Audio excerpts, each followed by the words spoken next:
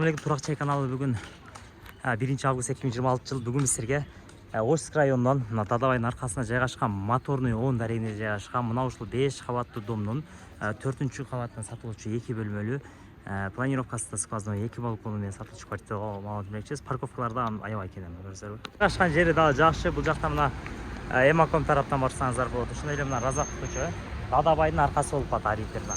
Дадабайдын аркасы. Сондықтан квартирада чыгып келдик.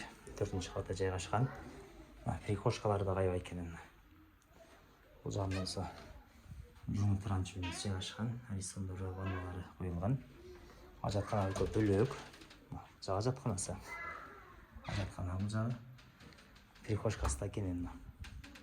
Ашканасы кухняга жылган. Себеби кухнясы 2 балкон болгон үчүн көрүсүңөрбү. Балконго жылган. Бул жакта бир бөлмө болуп калган өзүнчө. Жакшы негизинен. Бул жагы болсо мына 1-чи бөлмөсү. Бул жактан балкону бар, бул жагынан дагы мына. Балкон бар бул жагынан.